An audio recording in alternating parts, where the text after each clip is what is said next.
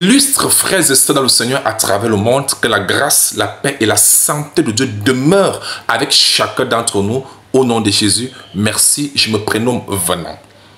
C'est avec 2 mains posées sur le cœur que j'aimerais effectuer ce partage de la parole de Dieu sur un thème tellement fondamental, tellement pertinent, à savoir faire la différence entre croire au miracle de Jésus et croire en la personne de Jésus. C'est pas du tout la même chose. Il faut bel et bien faire la différence entre ceux qui croient au miracle de Jésus et ceux qui croient en ce que Jésus est réellement. Plus souvent, les gens font la confusion entre les deux. Bien aimés, allons-y de manière simple et terre à terre. Si quelqu'un croit en ce que vous faites, mais ne croit pas en ce que vous êtes, cette personne se moque de vous. Ça veut dire que cette personne ne croit pas véritablement en vous. Ça veut dire que cette personne se sert de vous pour ses intérêts. Voyez-vous? Il ne croit qu'à ce qu'il arrange. Mais ça ne veut pas forcément que la personne croit en vous. Personne n'aimerait faire sa vie ou être avec quelqu'un, avec des gens qui ne croient qu'en ce que vous faites, mais ne croient pas en ce que vous êtes. Tout le monde aimerait avoir à ses côtés quelqu'un qui croit en lui d'abord. La croyance en Jésus consiste en croire en ce qu'il est d'abord. Et puis faire après. Mais si quelqu'un croit au miracle de Jésus et ne croit pas en Jésus-Christ, cette personne a renié Christ. Amen. Bien-aimés, il faudrait d'abord savoir que les miracles de Jésus, tout le monde peut bénéficier de ces miracles. Tous ceux qui sont en vie, c'est le miracle. Ah oui. Dieu fait lever son soleil sur les bons et sur les méchants. Il fait pleuvoir sur les bons et sur les méchants. Ah oui. Le fait même d'être en vie, c'est un miracle que Dieu donne à tout le monde. Ah oui. Bon ou méchant. Il faut le savoir. Ah oui. Dans la Bible, Jésus guérissait même. Il faisait des miracles à ceux même qui le persécutaient. Qui n'étaient même pas vus, qui ne croyaient même pas en lui. Est-ce que vous le saviez? Prenons un peu l'exemple. Le fils du sacrificateur, le serviteur du sacrificateur, si vous voulez, qui était venu arrêter Jésus avec l'armée dirigée par Judas Iscariote, n'est-ce pas? Pierre avait coupé son oreille. Jésus a opéré le miracle, il a remis l'oreille à sa place, mais pourtant il était venu pour l'arrêter, il ne croyait pas en lui. Mais voilà quelqu'un qui a bénéficié du miracle de Jésus. Amen. Il y en a plein comme ça qui bénéficient des miracles de Jésus. Le fait de croire au miracle de Jésus et de bénéficier de ces miracles, ça ne fait pas forcément de nous des enfants de Dieu. Ça ne fait pas de nous, ça ne fait pas dire que nous sommes forcément sauvés ou nous avons hérité la vie éternelle. Non, pas du tout. Il faut le savoir. Il faut même savoir que dans Romains chapitre 2, verset 4, Dieu nous fait clairement comprendre que les bontés qu'il nous fait expérimenter au quotidien, les bontés de l'éternel manifestées à notre endroit, c'est pour nous pousser à la repentance. Donc Dieu nous fait du bien pour nous amener à la repentance et à la conversion. Si Dieu te fait du bien dans ta vie et que tu bénéficies des miracles, peut-être tu étais malade ou bien Dieu a décanté une telle situation, ça ne veut pas forcément dire que tu crois vraiment en Jésus. Tu bénéficies des miracles de Jésus, c'est vrai, mais tout ceci, c'est pour t'amener à lui. C'est une façon pour toi de t'attirer à lui, pour que tu puisses croire en ce qu'il est, afin que tu sois sauvé et que tu hérites la vie éternelle. Est-ce que c'est d'abord clair pour le principe? Très bien. Lisons dans le texte, Jean chapitre 20, les versets 30 et 31. Il est écrit. Beaucoup ne savent même pas pourquoi les Saintes Écritures ont été écrites. Les gens ne savent même pas. Jésus a opéré des miracles pour confirmer ce qu'il est, pour prouver aux gens ce qu'il est. Malheureusement, les gens ne croient qu'en ce qu'il a fait, mais ne croient pas ce qu'il est. Dommage. Voilà pourquoi beaucoup ne sont pas sauvés. Jean 20, 30, 31. Jésus a fait encore en présence de ses disciples beaucoup d'autres miracles qui ne sont pas écrits dans ce livre.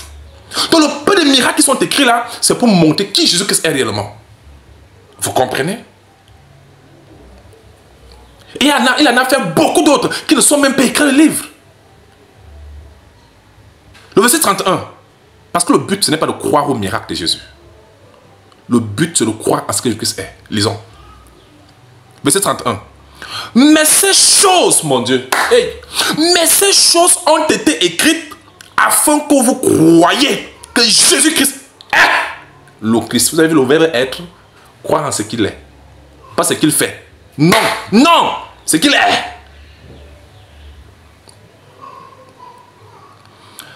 Mais ces choses ont été écrites afin que vous croyiez que Jésus-Christ est le Christ, le Fils de Dieu.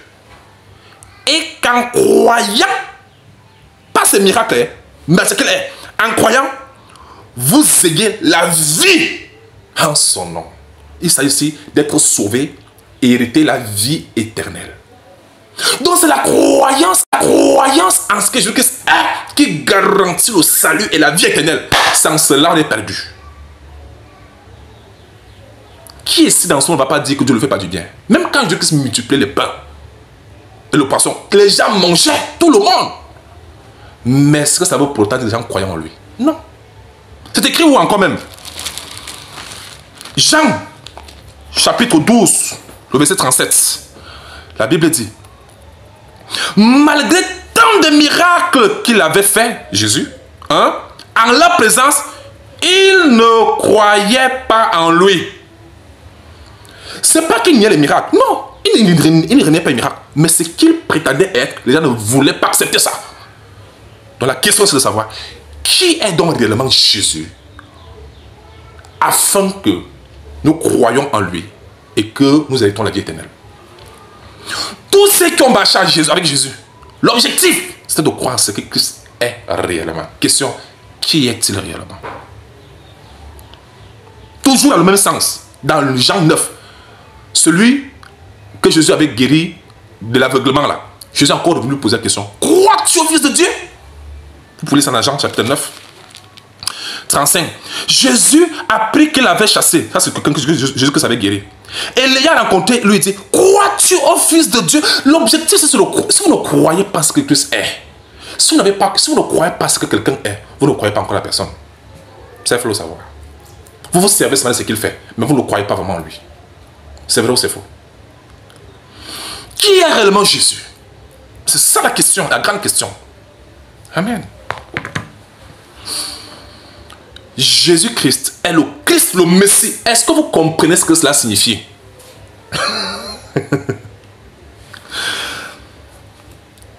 Cette théorie selon laquelle Dieu aurait envoyé son petit sur la terre pour venir sauver le monde, ça n'existe pas dans la Bible. Dieu avait annoncé par les prophètes qu'il viendra lui-même et sauvera le monde. Car en dehors de lui, il n'y a point de sauveur. C'est écrit où? Ésaïe 35, le verset 4. Ésaïe 43, le verset 11. Il n'y a pas d'autre sauveur de l'humanité en dehors de l'Éternel. Ésaïe 43, verset 11 est clair. Et Dieu avait promis venir sous une forme humaine. Et il avait démontré cela avec Abraham dans Genèse 18. Comment Dieu lui-même s'est présenté à Abraham de manière physique, sous une forme humaine, pas dans les rêves. Il dit physiquement. Et ce n'était pas la première fois. Dieu tout-puissant. Donc, Dieu se rabaisse au niveau des hommes et devient un homme. Il passe par Marie pour se présenter au monde sous une forme humaine. D'où la définition biblique du terme fils de Dieu. Fils de Dieu, au contexte biblique, signifie Dieu devenu homme pour sauver l'humanité. Donc, il est 100% Dieu, 100% homme. Il manifeste les caractéristiques de Dieu et il manifeste les caractéristiques de l'homme. Les caractéristiques humaines. C'est pourquoi Jésus pouvait dire: mon Père qui est dans les cieux, le Père qui est à moi. Le Père, il parle de son Père. En même temps, le même Jésus dit, celui qui m'a vu a vu le Père. Le Père et moi, nous sommes un.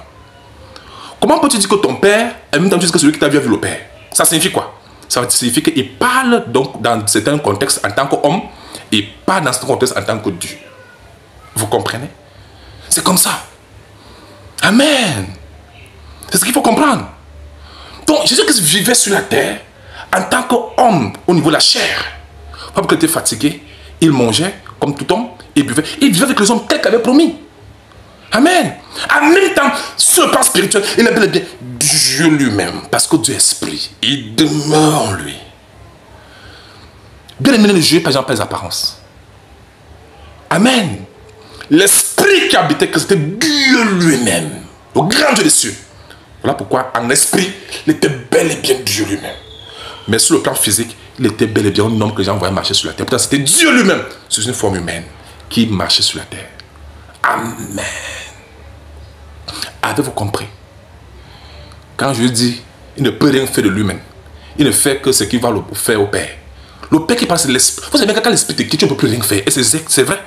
Mais quand l'esprit est là, tu peux tout. C'est ça. Parce que Dieu est esprit. C'est l'esprit qui vivait en Jésus. Quand il est né, on l'appelait Dieu avec nous. Le grand Dieu des cieux, pas le petit Dieu. Matthieu 1, verset 23. Donc quand il dit que ces choses ont été écrites afin que vous croyez que Jésus-Christ est, que le Fils de Dieu est le Christ, c'est-à-dire le sauveur de l'humanité. Dieu sauveur sous une forme humaine. Dieu sauveur sous une forme humaine. C'est ça la croyance qui est dans le salut et la vie éternelle. Quiconque renie qui est réellement Jésus, que Jésus-Christ n'est pas devenu un homme. C'est lui qui renie que Jésus-Christ est devenu un homme. La Bible appelle cette personne-là l'antéchrist. C'est écrit où? 2 Jean 1, le verset 7. Il faut croire en ce que Jésus-Christ est. Même en Israël, quand on parlait de fils de Dieu, ils savaient ce que signifiait fils de Dieu dans Jean chapitre 5. Le verset 18. Il dit, mais Jésus leur répondit, mon Père agit par l'esprit qui est en lui. Parce que c'est pas le Père qui demande, lui, pas l'esprit. Parce que Dieu est esprit. Il vit en lui. Il dit, mon Père agit. Jusqu'à présent, moi aussi j'agis. Quand l'esprit agit, le corps réagit aussi. C'est normal. Ça ne fait pas 2 personnes. Ton esprit et ton corps, ça ne fait pas 2 personnes. C'est toujours toi-même. À cause de cela, les Juifs cherchaient encore plus à le faire mourir. Non seulement parce qu'il violait le sabbat, mais parce qu'il appelait Dieu son propre Père, se faisant ainsi lui-même égal à Dieu. Donc Dieu, le Fils de Dieu ne signifie pas le petit de Dieu, signifie l'égal même de Dieu. Or, Dieu n'est qu'égal à lui-même. Personne n'est égal à Dieu. Dieu est égal à lui-même. Donc, même les Juifs savaient que Fils de Dieu, si, c'est l'égal même de Dieu qui est là. Pas le petit, mais Dieu lui-même qui est là. C'est une forme humaine. Amen. Dieu est tout-puissant. Si vous, les gens ne croyez pas que Jésus-Christ est bel et bien le grand Dieu de ceux qui avait promis venir sur l'humanité, le voici sous une forme humaine, la Bible dit que cette personne est condamnée. Celui qui ne croira pas sera condamné. Ne vous limitez pas à croire au miracle que Jésus-Christ fait pour vous. Parce que Jésus-Christ le fait avec tout le monde. Croyant ou non croyant. Mais la véritable croyance qui fait la différence, c'est croire à ce que Jésus-Christ est. En esprit, il est 100% Dieu. Dans la chair, il est 100% homme. Est-ce que c'est clair? Amen. La Bible dit qu'il était dans le monde. Oh, j'aime bien le passage dans Jean chapitre 1. Jésus-Christ en tant que lumière était dans le monde. Et le monde a été fait par elle, c'est-à-dire la lumière qui est Jésus. Et le monde l'a pas connu. Donc Jésus était dans le monde. Et la Bible dit que le monde était fait par lui. Mais le monde l'a pas connu. Amen. Amen. À tous ceux qui pensent que Jésus est une créature de Dieu, c'est un mensonge. Proverbe chapitre 8. Vous allez lire le chapitre là. Vous allez rencontrer qu'il ne s'agit pas de Christ. Ce n'est pas écrit là-bas Jésus. C'est écrit là-bas la sagesse de Dieu, qui est toujours Dieu lui-même. Lisez du verset 1. Tout le chapitre là parle de la sagesse de Dieu. C'est même écrit que je suis la sagesse. Je suis l'intelligence. Il s'agit de la sagesse de Dieu. La sagesse de Dieu est Dieu. L'intelligence de Dieu, c'est toujours Dieu lui-même. Donc on parlait ça des vertus de Dieu. Amen. Que Dieu a déployé dans la création. Dieu n'était pas avec quelqu'un dans la création. Ça, il faut le savoir. Ésaïe 44, verset 24. Dieu dit qu'il est seul à avoir créé toutes choses. Il n'était pas avec quelqu'un, même pas avec un ange. Il était seul. Il n'y a pas 2 créateurs. Il n'y a qu'un seul créateur. Des cieux et la terre. Amen. Nous croyons en Dieu omnipotent, omniprésent. Il est au ciel. Il est sur la terre. Il est au nord. Il est au sud. Il est à l'est. Il est à l'ouest. C'est le même Dieu qui est partout. Qui agit différemment. En des différentes formes. Différents endroits. Mais c'est le même Dieu qui fait tout ça. Voilà le Dieu en qui nous croyons. Il est le tout-puissant. Le seul Dieu. Amen. Il n'existe pas trois personnes en Dieu, ça n'existe pas. C'est une seule personne en Dieu. La Bible dit que Christ est l'empreinte de la personne de Dieu. Hébreux 1, le verset 3. Amen. Ne confondez pas Père, Fils, Saint-Esprit comme c'était ces trois personnes. Ce n'est pas écrit trois personnes. C'est trois attributs attribués à une seule personne. Voilà pourquoi le nom, au nom là est au singulier. Dans Matthieu 28, verset 19, le au nom là est au singulier. Au nom du Père, Fils, Saint-Esprit, ça fait trois attributs attribués à une personne. Donc ça fait trois titres attribués à une personne. Cette personne, c'est Jésus-Christ. Voilà pourquoi les apôtres baptisaient au nom de Jésus-Christ. Amen. C'est lui qui a joué le rôle de Père, de Fils, de Saint-Esprit. C'est le même. C'est la personne. Ne confondez pas les rôles de la personne, les titres de la personne et la personne à qui sont attribués ces titres, la personne qui assume ces différents rôles-là. C'est clair? Amen. Tout le monde ici, d'une manière ou d'une autre, assume le rôle de père dans sa maison, de fils dans sa famille, de plusieurs autres titres, mais c'est la même personne. Ça ne fait pas trois personnes, ça fait trois fonctions assumées et assurées par une seule personne. C'est la même chose donc avec Dieu. Est-ce que c'est clair? Cette affaire de trois personnes en Dieu, ça n'existe pas dans la Bible. Il n'y a aucun verset qui parle de ça, de trois personnes en Dieu. Non, c'est trois titres attribués à un seul Dieu. Est-ce que c'est clair? La Bible dit que ces choses ont été écrites afin que vous sachiez que Jésus-Christ est le Christ, le Messie, le sauveur de l'humanité. On n'y a de sauveur que Dieu seul. Ésaïe 43, verset 11. Il n'y a qu'en croyant en lui, croyant ce que Jésus-Christ est, la Bible dit, en croyant ce qu'il est, nous serons sauvés. Et nous héritons la vie éternelle. En son nom. Est-ce que c'est clair? Est-ce que c'est clair? Ne vous limitez donc plus à croire en ce que Jésus-Christ a fait. Ce qu'il fait. Ou il guérit les malades, il se ressuscite les morts. Ça, c'est servir de Jésus. Jésus-Christ a fait tout cela pour montrer qui il est réellement. Dieu devenu homme. 100% Dieu avec ses caractéristiques divines. 100% homme avec ses caractéristiques humaines. Est-ce que c'est clair? Quiconque le croit pense cela, il est dans le péché l'éternel qu'on appelle le blasphème contre le Saint-Esprit. C'est ça donc. Parce qu'il est en train de renier l'œuvre que le Saint-Esprit, qui est Dieu lui-même, a accomplie en Christ. Le Saint-Esprit est Dieu lui-même. Voyez-vous? Donc l'Esprit de Dieu qui est Dieu lui-même, renier l'œuvre que le Saint-Esprit a accomplie en Christ, ou alors que Dieu a accompli en Christ. Celui qui renie cette personne, cette identité de Christ, il a tout foutu en l'air. Si quelqu'un ne croit qu'à vos miracles, et ne croit pas ce que vous êtes, cette personne n'est pas digne de confiance. Cette personne ne croit pas en vous. La croyance commence par croire en ce que la personne est. Si je dois croire en toi, je dois commencer par croire ce que tu es d'abord. Or, si je renie ce que tu es pour m'accrocher, m'attarder à ce que tu fais, je suis hypocrite. Je ne crois pas réellement en toi. Je ne peux pas être sauvé. Je ne peux pas être avec toi. Je ne peux pas fonctionner avec toi. Tu ne peux pas permettre que je marche avec toi. Si je m'accroche à ce que tu fais, sans croire en ce que tu es. C'est la même chose avec Dieu. La Bible dit que ces choses ont été écrites afin que nous sachions que Christ est, Jésus-Christ, le Fils de Dieu, est le Christ, le Fils de Dieu. Fils de Dieu signifie Dieu devenu homme. Est-ce que c'est trop clair? Ne jamais renier l'identité du Seigneur. Amen. God bless you. Amen.